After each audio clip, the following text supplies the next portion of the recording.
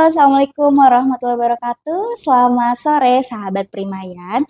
Berjumpa lagi di sore ini di Primaya Talk di Primaya Hospital Bekasi Utara.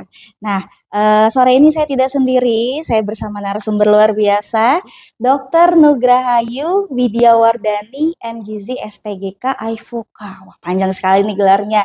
Oke, kita sapa dulu. Selamat sore, dokter. Selamat sore, Mbak. Oke, dokter apa kabar? Baik, sehat, Alhamdulillah. alhamdulillah. Alhamdulillah sehat ya dok ya. Oke, nah tadi gelarnya panjang sekali nih dok. Aku mau sedikit info nih. Dokter Nugrahayu merupakan dokter spesialis gizi klinik, ahli ilmu faal olahraga klinis. Oke, dokter Nugrahayu juga praktik di Primaya Hospital Bekasi Utara ya dok ya.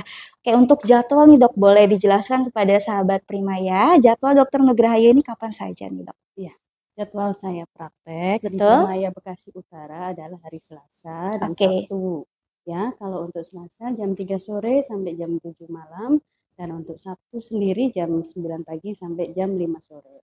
Oke, nah untuk sahabat Primaya yang ingin konsultasi ya dok ya dengan dokter Nugrahayu, boleh datang saja langsung ke Primaya Hospital Bekasi Utara. Oke, sore ini kita mau diskusi ya dok ya, mau sharing-sharing santai mengenai tema yang sangat menarik nih dok, yaitu tentang MPASI berkualitas untuk generasi emas. Oke, karena berkaitan juga dengan Hari Gizi Nasional ya dok ya. Betul, betul. Oke, nah tentang tema kita nih dok, langsung saja. Boleh dijelaskan kapan sebaiknya si kecil itu mulai MPASI dok? Ya, betul. Ini tema yang diangkat untuk Hari Gizi Nasional tahun kali ini ya, betul. 2023, yaitu memang tentang gizi untuk anak-anak balita, di mana untuk menegakkan program nasional yang percepatan stunting tadi dengan tema yang protein hewani yang paling penting. Nah, ini kaitan dengan pertanyaan Mbak sendiri nih. Jadi jawabannya adalah yang paling tepat itu memang di usia 6 bulan. Di usia 6 bulan ya dok ya. Karena apa? Karena di usia tersebut itu satu dari secara anatomi si baby atau balitanya ini sudah mulai motoriknya untuk gigi dan mulutnya itu sudah mulai siap untuk mengunyah, menelan. Ya.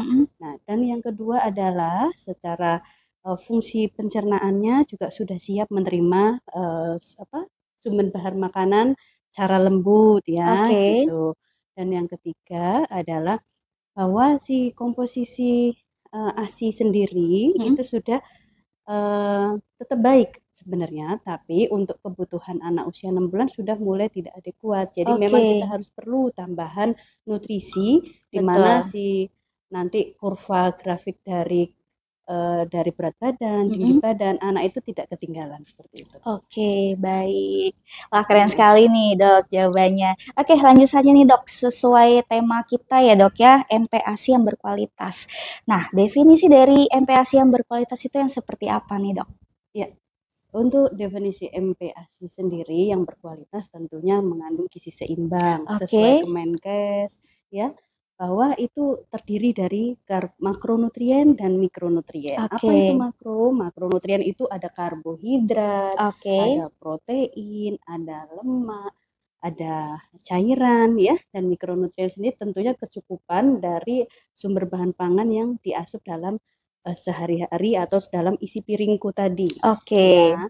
Nah, untuk paling pentingnya sendiri itu adalah di mana komposisi protein hewani juga ya, konsentrasinya di situ karena untuk tumbuh kembang, untuk imunitas ya tentunya untuk si menunjang perkembangan tumbuh kembang si kecil buah hati kita gitu ya. Wah ternyata memang banyak sekali komposisi yang harus ada ya dok ya ketika ibu sudah mulai MPASI untuk anaknya. Salah satunya protein juga perlu ya dok ya.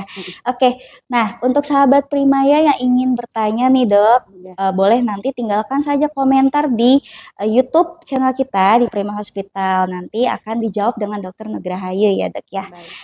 Lanjut nih dok. Nah, biasanya saat memulai MPASI, para ibu itu deg-degan dok, khawatir kira-kira makanan saya bisa di-approve nggak nih untuk anak saya gitu.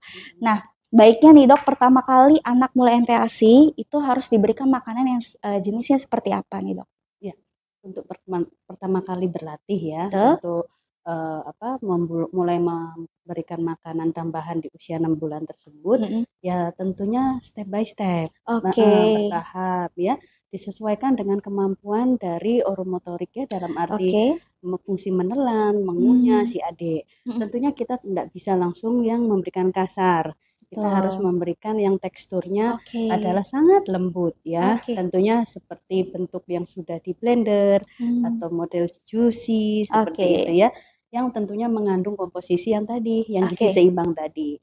Nah, jadi disesuaikan kemampuannya, dilihat bertahap dan tidak bisa buru-buru juga. Maksudnya Oke. dilatih ya, dipantau 1, 2 hari, 3 hari sampai seminggu. Kita berikan dulu mungkin memang langsung makanan lengkap ya, kayak Oke. nasi tim saring begitu, tapi juga bisa sambil dikombinasi dengan sari buah seperti itu Oke. ya. Nanti disesuaikan dan dilihat anaknya itu alergi apa. Nanti di situ Oke. di reaksi yang diberikan apa, misalnya diberikan ini, apa reaksi dari tubuhnya atau dari kulitnya atau dari fungsi pencernaannya bagaimana.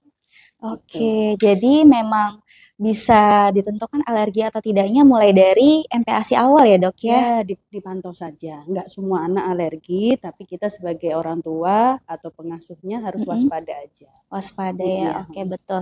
Nah, menurut pengalaman dokter nih, untuk pasien-pasien, ibu-ibu yang sudah konsultasi nih dengan dokter, kira-kira ada kesulitan apa sih, Dok, pasien atau ibu yang sudah mulai MPASI? Gitu. Ya, baik.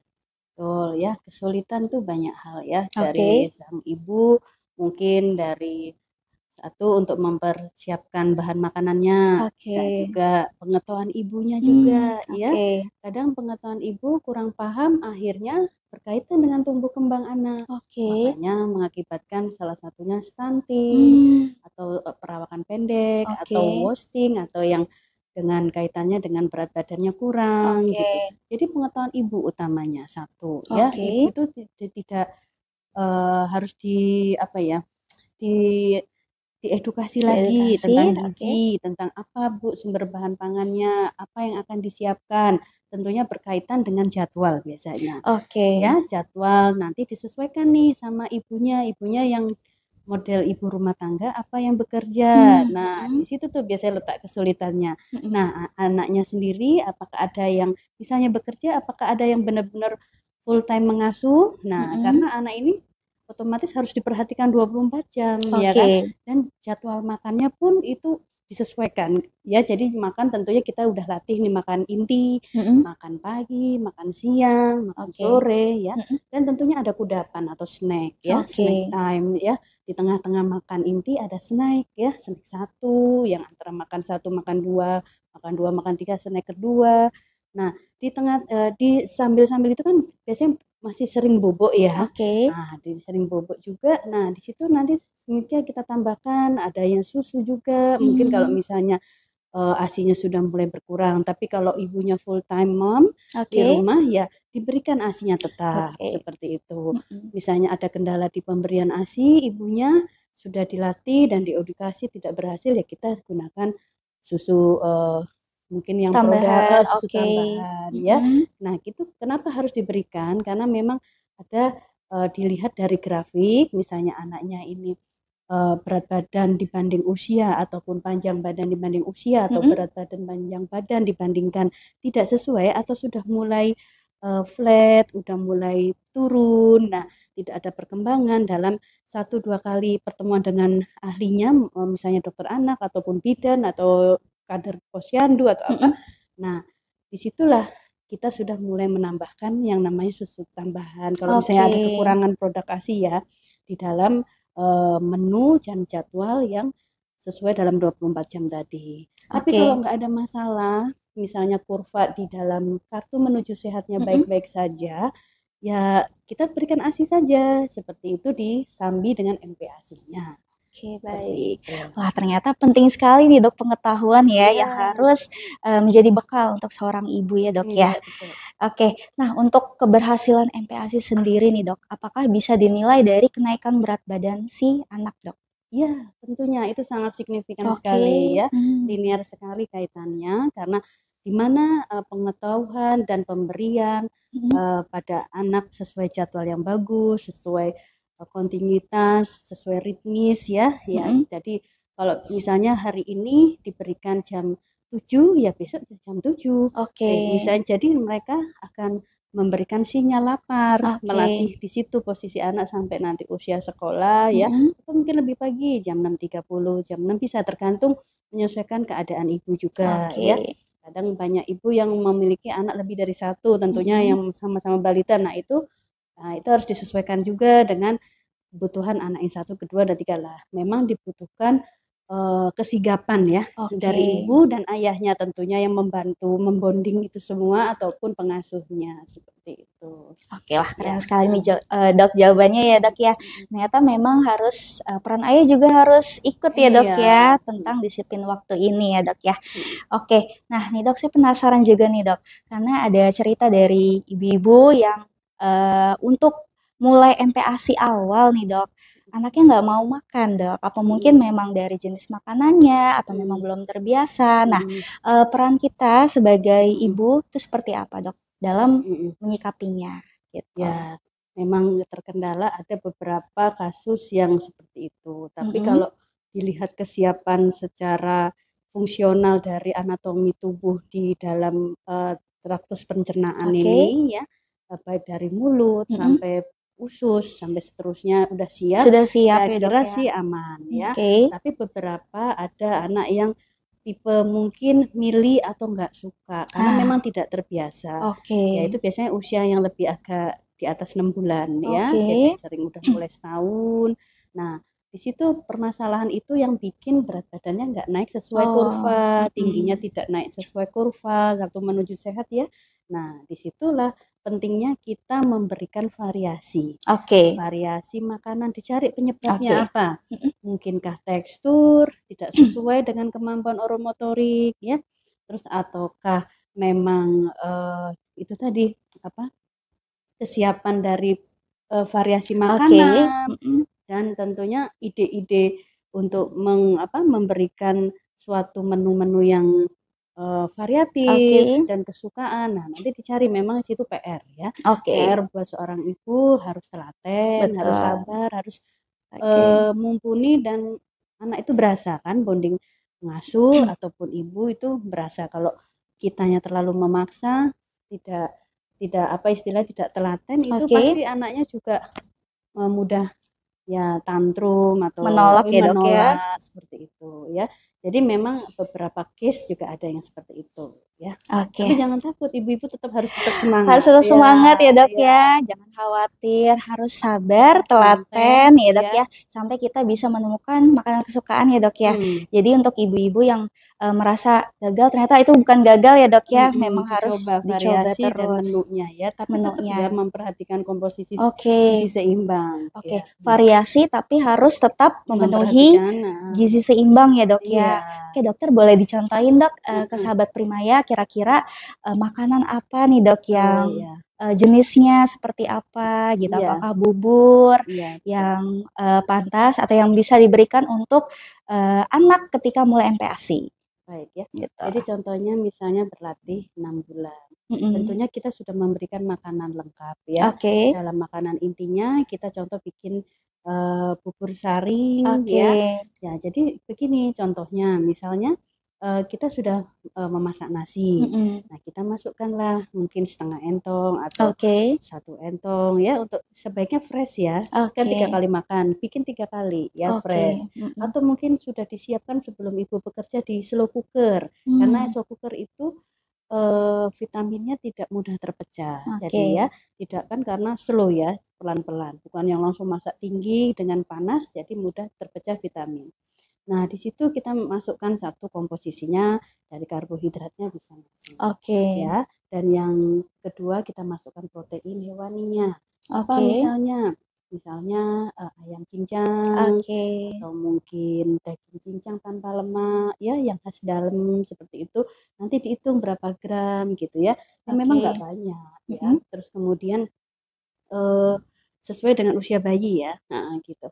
Terus kemudian protein nabati bisa dicobakan ya. Nah dan tidak lupa juga Sebenarnya sayur itu penting setelah Oke. usia 3 tahun ke atas, Oh, tapi oke. kita tetap memberikan di Mhm. komposisi, nasi tim saring tadi. Mhm. Kenapa tujuannya? Karena untuk mengenalkan rasa, Oke. agar tidak, saat dewasa, saat usia sekolah tetap suka yang namanya sayur, karena sudah Mhm. termemori. Oke, Ya betul. gitu saat, Oke. mulai MPASI ya. Mhm. Nggak perlu banyak, sedikit, satu apa ya, mungkin sekitar 5-10 gram Disisipin saja. sedikit sayur Ya, ya, Dok, ya? diparut ya, Mhm. misalnya yang gede-gede mesti wortel diparut, dipotong kecil-kecil, kemudian Oke. diaduk, kemudian di-blend ya, atau Mhm. kalau nggak punya blender, bisa di model apa, yang ditumbuk, Ditumbuk, tapi oke. khusus ya, tempatnya khusus. Jadi sterilisasi tetap harus diperhatikan ya, Oke. jadi tidak dicampur dengan tumbukan cabai atau bahan dapur Khusus ya, lainnya Dok, yang ya? khusus. Nah, biar Mhm. tetap steril karena kan pencernaannya baru latihan ya Mhm. kan.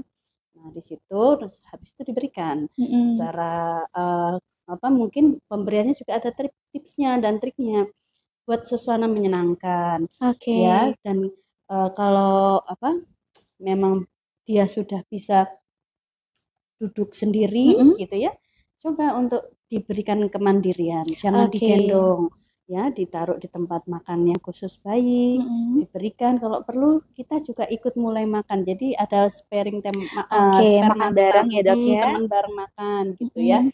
Nah, di situ ya biar dicontohkan begini cara mengunyah, pegang sendok, itu kan semua pendidikan ya, pendidikan untuk makan untuk anak itu sendiri nantinya.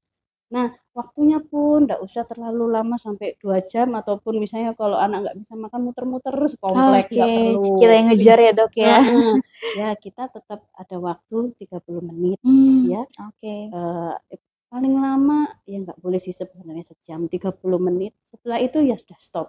Nanti kita makan waktu berikutnya dengan yang sudah, ditakar tadi, kalau Oke. bisa ya. Nah, nanti sambil ngomong, Mhm. sambil memberikan, ya anak kan nggak ngerti tapi Mhm. dia akan belajar dengan kita, tekstur, gaya, dan semua kita yang apa ya, dia tentu akan contoh. Jadi biar anaknya nggak bosan gitu. Oke, karena, cenderung cepat bosan ya, Dok, ya, kalau Hmm, misalnya bayi ya? iya. Jadi harus Oke, perlu variasi menu lagi, betul. besok nggak ayam aja, mungkin besok daging. Nah, nanti kalau sudah bertahap di Mhm. atas 9 bulan, sudah mulai boleh masuk yang ikan Oke. ataupun telur ya, yang memang satu dua bahan makanan sumber baik protein Mhm. maupun yang berganti itu memang harus dicobakan dulu, Dicoba ya, Dok, ya? dilihat reaksinya ya, adakah alergi atau tidak, Oke, wah gitu. keren sekali nih, Dok, jawabannya. Nah, untuk ibu-ibu sahabat Primayar, hal tadi bisa dijadikan contoh ya, Dok, ya, Mhm. jenis makanannya, cara kita memberikan, untuk si anak seperti apa, sharing makan bareng ya, Dok, ya. Nah, itu bisa dicontohkan ya. Oke. Nah, lanjut lagi nih, Dok, ke Iya. usia di atas 1 tahun. Hmm. Nah, beberapa banyak yang mengalami fase GTM nih, Dok, Ya, gerakan tutup mulut. Nah, bagaimana peran ibu dalam mengatasi hal tersebut, Dok? ya, betul itu, jadi pertanyaan tadi mirip ya. Mhm. Jadi GTM, gerakan tutup mulut tadi, memang anak-anak usia-usia itu karena mereka udah usianya lebih cerdas ya, Oke. udah lebih banyak sinyal-sinyal otaknya yang sangat berkaitan, sehingga Lebih aktif juga iya ya, Dok, lebih ya? aktif juga. Nah, jadi untuk apa, keinginan ingin tahu ataupun protes ataupun apa itu sudah muncul di usia Oke. itu ya. Nah, disitulah gerakan tutup mulut itu harus eh, dukungan ayah dan ibu Oke. tentunya ya, dan tentunya variasi menu, dan Oke. memang dan panduan dari kita juga ya, mungkin tim Oke. tim gizi, tim dokter anak ya, Mhm. itu juga harus dipantau, dipandu. Kalau ada kesulitan apa bisa dikonsultasikan. Nah, Oke. penyebabnya apa?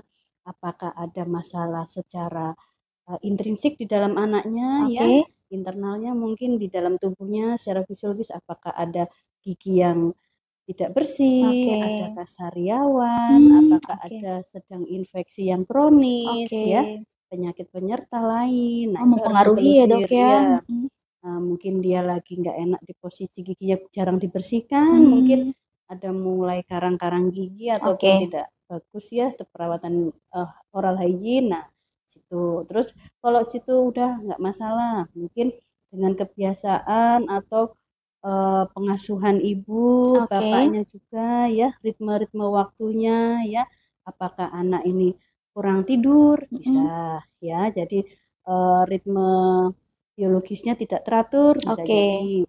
Terus kemudian tentunya variasi makanan itu sendiri ya, diberikanlah yang sangat, karena anak-anak umur segitu tuh catching gitu ya, ngeliat warna-warni. Jadi menunya itu harus apa istilahnya, membuat anak itu lebih selera makan. Ya, baik peralatannya, kondisi saat makan, posisi makan, dan suasananya ya dok ya. Suasananya dan kontak mata dengan ibunya. Jangan ibunya galak begini-gini, tambah takut ya dok ya. Takut, betul, seperti itu.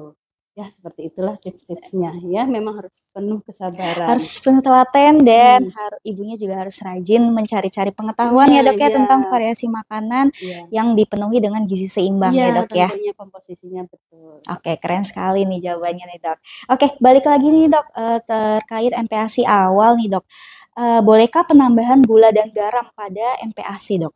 Ya, untuk gula garam sendiri itu memang di bawah 1 tahun tidak usah ya, tidak perlu, karena misalnya ada dok anaknya nggak bisa makan, terus ini misalnya case tertentu nih ya, kalau memang anaknya baik-baik saja, tumbuh kembangnya oke, sesuai dengan usianya ya tidak perlu ya, karena memang ada pembatasan sendiri ya. Ada suatu studi dari dunia tentang pemberian garam dan gula ini memang kebutuhannya hanya sedikit sekali sampai usia bahkan sampai usia 3-5 tahun juga sedikit ya. Jadi mending nggak usah gitu ya. Terus kemudian tapi kalau misalnya dok anak saya itu benar-benar pengen ada rasa gitu. Nah, nanti mungkin bisa digunakan tambah rasa itu tapi yang tidak bersifat kimiawi ya. Jadi yang bahan alami.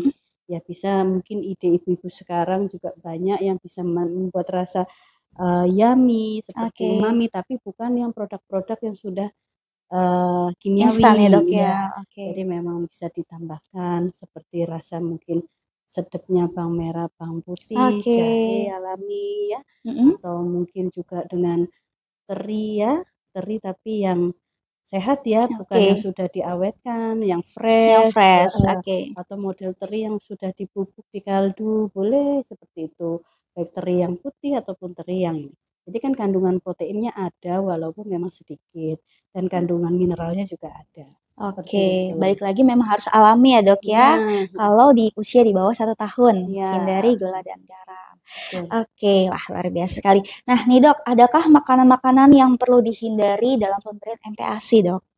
Ya, tentunya dikaitkan dengan satu tekstur dan tentunya keamanan ya, keamanan makanan sendiri, dan tentunya memperhatikan kemampuan si menelan tadi, kesiapan oromotorik si baby ya. Jangan diberikan anak umur 6 bulan, 9 bulan kita sudah berikan nasi lembek, kan nggak cocok ya. Terus kemudian atau kita anak sudah umur 1 tahun lebih masih diberikan yang blender, jangan terbalik gitu ya. Terus kemudian mungkin ini bahan makanannya harus tetap yang matang ya, karena resiko terjadinya infeksi bakteri bisa mungkin saja ya, seperti salmonellosis ya, misalnya bakteri tipes dari yang tidak dicuci, misalnya tidak dibuat secara matang benar, atau telur setengah matang, nah itu bisa jadi penyebabnya.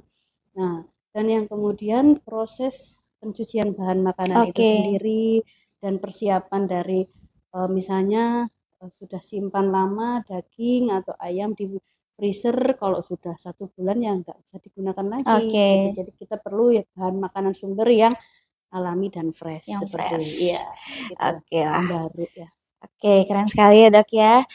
Dokter, kita di ujung kesimpulan nih dok, di ujung akhir video nih dok.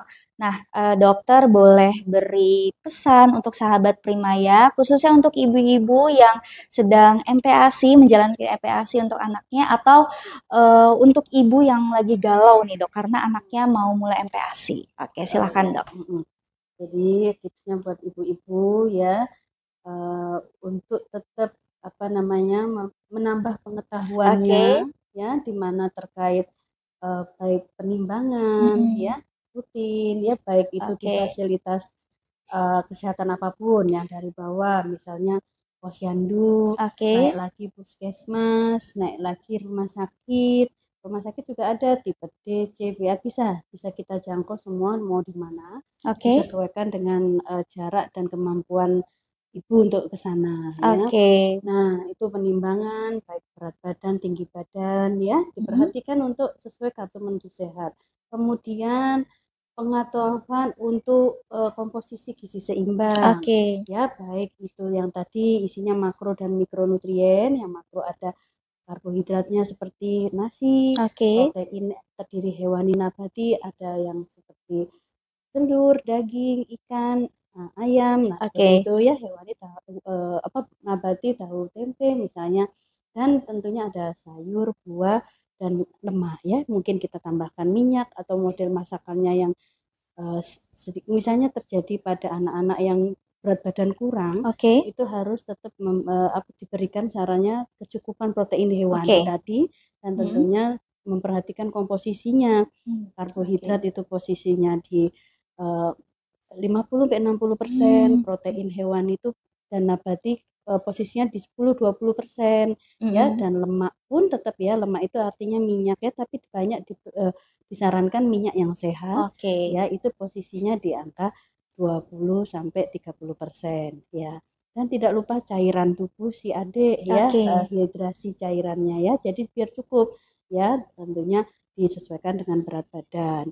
Nah, nanti kalau ada masalah tidak sesuai perkembangan, terus mengalami sakit atau apa, bisa dikonsultasikan ke fasilitas rumah sakit terdekat, ke dokter gizi, atau ke Mm-mm. misalnya nggak terjangkau mungkin ke ahli gizi di Oke. puskesmas atau kader posyandu atau bu bidan terdekat. Nah, atau kalau terjangkau di kota besar bisa langsung ketemu dokter anak, nanti bisa Oke. dikonsulkan ke dokter gizi seperti itu.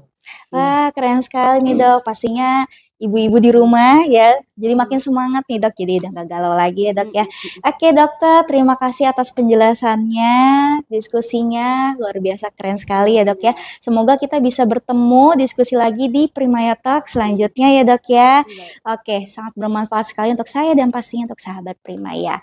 Terima kasih untuk sahabat Primaya yang sudah menonton. Semoga kita bisa bertemu lagi di Primaya Talk selanjutnya.